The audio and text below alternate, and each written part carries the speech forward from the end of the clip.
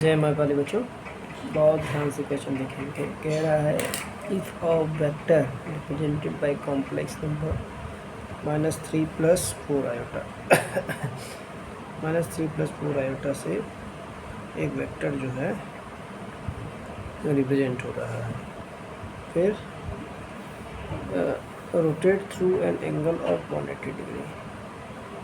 Rotate through an angle of 180 degree. 180 degree angle से वो rotate करता है, 180 डिग्री एंगल से रोटेट करता है इन एंटी क्लॉकवाइज डायरेक्शन। ठीक, and stretch 2.5 times of its original length, और 2.5 टाइम्स हो जाता है, बड़ा हो जाता है in complex number in new position. New position में कॉम्प्लेक्स नंबर पूछा है।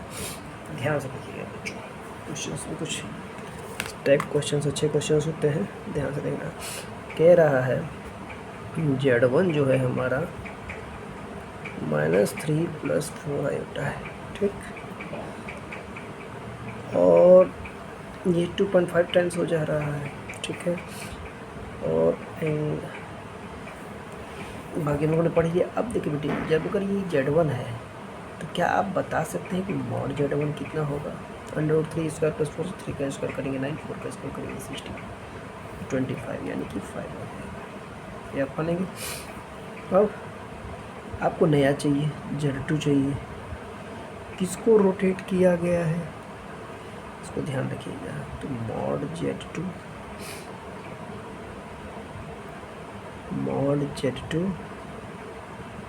अपॉन मॉड Z1 फिर इंटू Z1 ई के पावर कितना एंगल आई, कितना एंगल के आई पाई। ठीक, मॉड Z2 की वैल्यू 2.5 टाइम्स दी हुई है पहले वाली की, यानी 2.5 मॉड Z1 हो गया। ये कट गया। और मॉड Z1 जो है हमारा दिया हुआ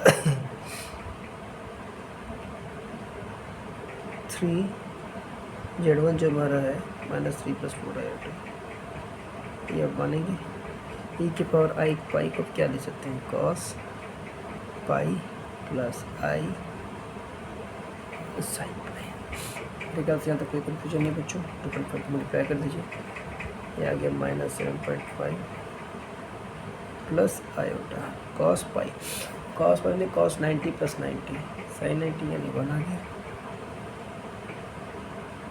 -1 90 + 90 से अगर करें -1 आई sin पाई, sin 90 + 90 cos 90 0 होता है, ये आ गया। ठीक, हम -1 को मल्टीप्लाई कर दीजिए, क्या आ जाएगा 7.5 माइनस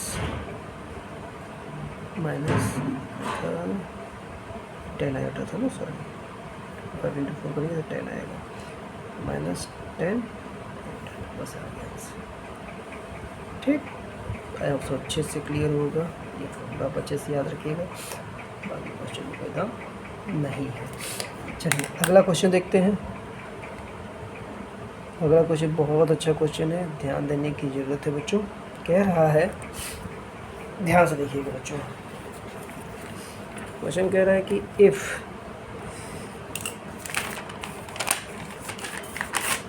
क्वेश्चन कह रहा है कि if Z1 Z2 Z3 are vertices of equilateral triangle with circumcenter origin। Equilateral triangle है विथ सर्कमसेंटर जो है उसका ओरिजिन है, फिर if Z1 = 1 + √3 iota, if Z1 = 1 + √3 iota, then Z2 and Z3 पूछा है। देन Z2 Z3 क्या होगा। बहुत ध्यान से देखिएगा बच्चा, इस कॉन्सेप्ट में भी क्वेश्चन बहुत सारे आते हैं, बहुत ध्यान से देखना। कह रहा है कि if Z1 Z2 Z3 are the vertices, देखिए ये ट्राइंगल है, इक्विलेटरल ट्राइंगल है, मान लीजिए ए है, बी है, सी है, मान लीजिए इसका Z1 है, इसका Z2, इसका Z3, 3 वर्टिसेस दिए हैं, ठीक। और याद रखिएगा इसका सर्कम जो सेंट्रॉइड होता है वही इसका सर्कम सेंटर होता है। यहाँ से जब सर्कम सेंटर तो ये लेंथ और ये लेंथ क्या होगी, मान लीजिए Z0, ये क्या होगी, और ये ओरिजिन दिया है 0 0, ठीक, ये ओरिजिन दिया है। तो अब हमसे पूछा क्या है, तो एक चीज़ आप इससे क्लियर तो हो ही गया बच्चों को कि मॉड Z1 जो है मॉड Z2 के इक्वल है, और मॉड का मतलब लेंथ तीनों आपस में इक्वल होगी क्योंकि इक्वल होता है। फिर कह रहा है हमको Z2 निकालना है, Z2 और Z3 निकालना है। ध्यान से, बस छोटी छोटी चीज़ें हैं, आपको ध्यान देना है। जब लोग Z2 की बात करेंगे बच्चों, Z2 बस एक छोटी सी चीज़ याद रखनी है आपको, जो चाहिए उसका मॉड, जिसको रोटेट किया गया उसका मॉड, इनटू Z1 वाला कॉम्प्लेक्स नंबर, फिर e के पावर i। अब यहाँ ध्यान से देखिएगा, Z1 से Z2 चाहिए, ये जो एंगल होता है बट्टो 120 डिग्री, 120 या 120 या 120 डिग्री, i 120 जो होता है आपका 2π/3, 2π/3 मानेंगे आप। अब अभी तुरंत अपने Z1 Z2 Z3 को इक्वल बना दिया, ऐसे खत्म हो गया। Z1 जो था हमारा 1 + √3 आयोटा, e के पावर i 2π/3 को हम लोग क्या लिख सकते हैं, cos 2π/3 plus i sin 2π/3, cos 2π/3 second quadrant में cos 90 + 30 यानी sin 30 -1/2 आ जाएगा, यानी 1 + √3 iota -1/2 plus sin 2π/3, sin 2π/3 second quadrant cos 30 √3/2 i √3/2, ठीक। बस इसको खोल देना है, मल्टीप्लाई कर लेना है, -1/2 plus √3/2 i -√3/2 i plus i × i square हो जाएगा, √3/2 i स्क्वायर हो जाएगा, ये आपका मतलब ये और ये कट जाएगा। ध्यान से देखो, 1 से -1/2 प्लस √3i × -1/2 करेंगे तो ये आ जाएगा, यानी आ गया कहीं कुछ मिस तो नहीं हो रहा बच्चों,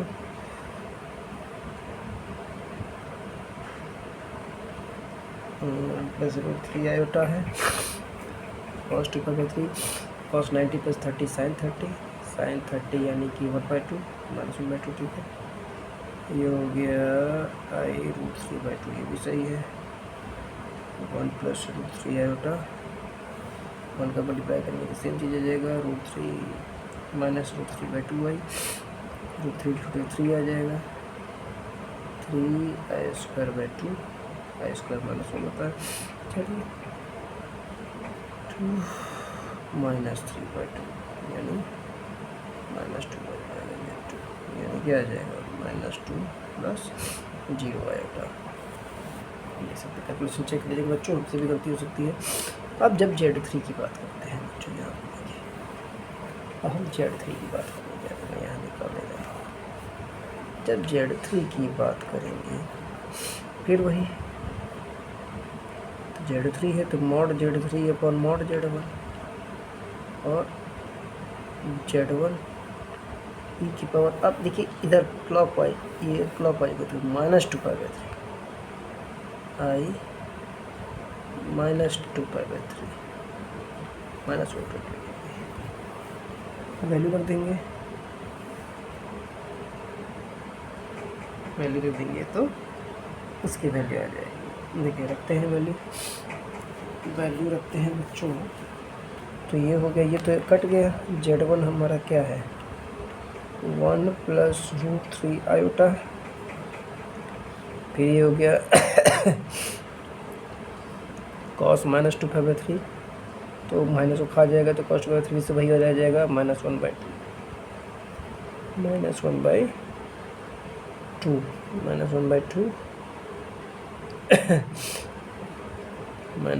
फिर -1/2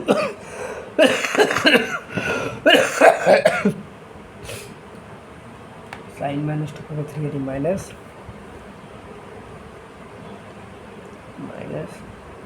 √3/2y।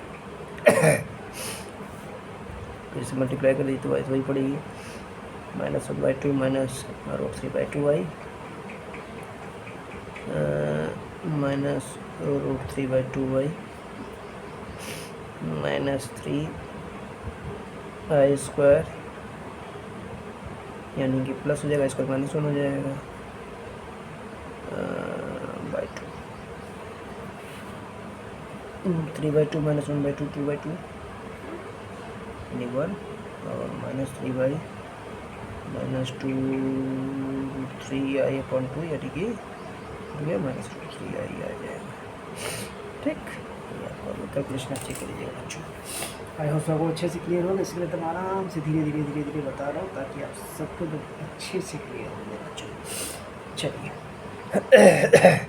इसी तरह से चाहे हेक्सागन रहे चाहे वो रहे, एंगल के थ्रू करके एक एंगल के थ्रू आप किसी भी चीज़ को निकाल सकते हैं। ठीक, अब बहुत इम्पोर्टेंट चीज़ मैं कॉन्सेप्ट बताने जा रहा हूँ।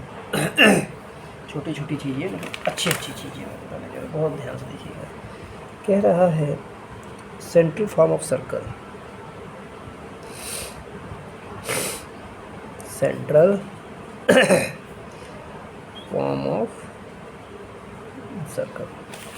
ध्यान से देखना बच्चों, सेंट्रल फॉर्म ऑफ सर्कल की जब हम बात करते हैं, ये है क्या चीज़, इसके बारे में बात करें। मान लीजिए मेरा सर्कल, ठीक, ये इसका सेंटर है।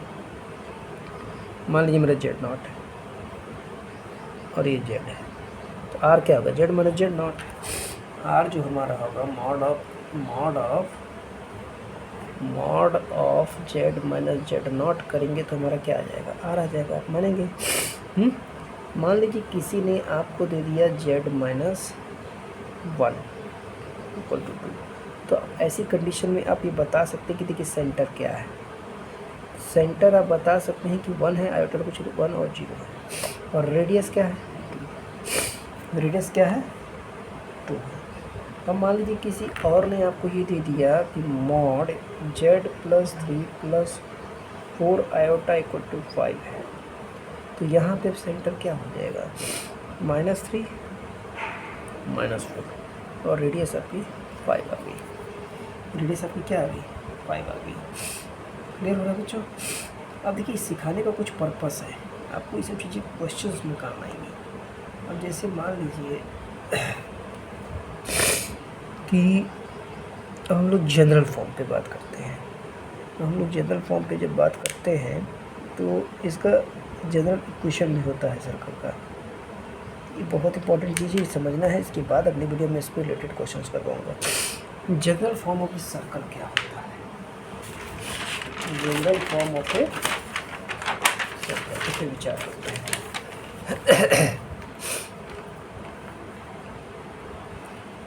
General form of a circle, इसके बारे में हम लोग विचार करते हैं। देखिए क्या होता है general form of a circle. मान लीजिए हमारे पास उससे पहले कुछ चीज़ें हैं, Z = x + i iota y है, क्या आप मानेंगे? अगर मान लीजिए किसी ने आपसे Z बार पूछ लिया तो क्या करते हैं, उसका साइन चेंज कर देते हैं। ये आप इससे सहमत होंगे। यानी Z + Z बार अगर किसी ने कह दिया तो सीधे सीधे 2x कहेंगे। इसी तरह से Z - Z बार कर दिया तो आप कहेंगे 2 आयोटा y। हाँ, या अगर i को इधर भेज देंगे, i को इधर भेजेंगे तो -i Z - Z bar = 2y मानेंगे आप। अभी माइनस आई क्यों हुआ, आई इधर आके डिवाइड होगा 1/i, 1/i को लोग माइनस आई भी लिख सकते हैं। मेरे ख्याल से यहाँ तक कोई कन्फ्यूजन नहीं है। अब देखिए जो हमारा सर्कल का जनरल ये फॉर्मूला जो होता है x² + y² + 2gx + 2fy + c = g, ये आप मानेंगे? क्या मैं x² + y² को बच्चों z बार लिख सकता हूँ? सोचिए, z बार को हम लोग mod z भी कहते हैं, अगर आपको अच्छे से याद होगा तो। अब g मैं ले लेता हूँ और 2x की जगह ये ले लेता हूँ, z इसी तरह से f ले लेता हूँ, 2y हमारा क्या हो जाएगा, -i z - यहाँ तक कोई प्रॉब्लम नहीं है।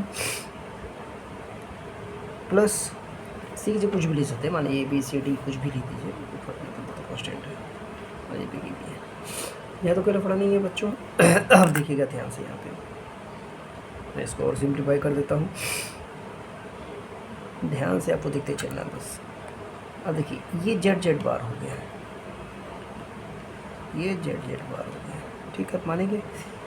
अब मैंने क्या किया, सिर्फ z बाहर निकाले, ध्यान से देखिएगा, ये इसको आप और करके -if कर सकते हैं, मैं सिर्फ z बाहर निकाल रहा हूँ। अगर मैंने z लिया, देखिए क्या बचेगा, g बचेगा,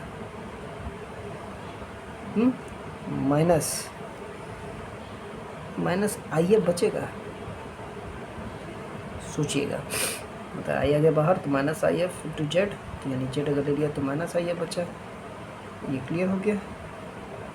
z अगर मैंने बाहर ले लिया, प्लस अगर मैंने z बार ले लिया बाहर, z बार ले लिया तो फिर से g बचा, प्लस if बचेगा, इस बार if बचेगा, हाँ, प्लस b = 0। अब मैं यहाँ आपको सिखाना क्या चाह रहा हूँ, उसको समझने की कोशिश करिएगा।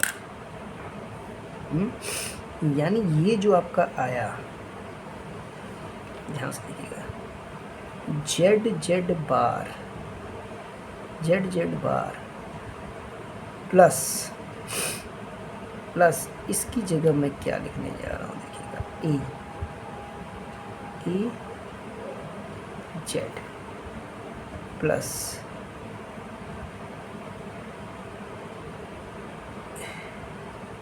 a बार a z बार आ गया, a g + i a z बार और a bar z plus b = b। अब यहाँ पे देखिए a है, ये क्या मेरा, ये जो हमारा है, ये मेरे कॉम्प्लेक्स फॉर्म में सर्कल का फॉर्मूला है। ये हमारा रेडियस का काम करता है, ये हमारा सेंटर का काम है, कह सकते हैं। सेंटर हमारा अगर मान लीजिए कि जी और एफ होता है, सेंटर जी और एफ सेंटर होता है, तो उसमें से ए भी लिख सकते हैं। आई होप सबको क्लियर होगा मैंने क्या बताया आपको। तो यानी अगर आपको टारगेट हमारा क्या था, टारगेट हमारा था कि ए हमको निकालना है, तो ए हमारा क्या हो जाता है, जी + IF, या हम लोग इसको GF भी कह सकते हैं, ठीक।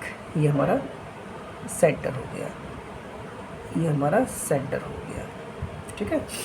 यानी अब अगर आपको रेडियस निकालना है, यहाँ पे आप क्या सोचते हैं, ये हमारा सेंटर क्या हो गया, अगर मान माइनस में तो माइनस है, ये हमारा सेंटर हो गया। यानी रेडियस अगर हमको निकालना है बच्चों, तो सोचिएगा, रेडियस का आपको फॉर्मूला याद रखना है, g² + f² - c, g² + f² - c, याद रखना है आपको, g² + f² - c। क्या मैं g² + f² को, क्या मैं g² + f² को mod a का स्क्वायर कह सकता हूँ? इसी की जगह मैं कभी भी दूँ, ये लिखा जा सकता है। यानी रेडियस को हम लोग इस तरीके से भी निकाल सकते हैं, आई होप सो आपको क्लियर हुआ होगा बच्चों, और अच्छी अच्छी चीज़ें मैं अगली वीडियो में बताऊँगा। Thank you.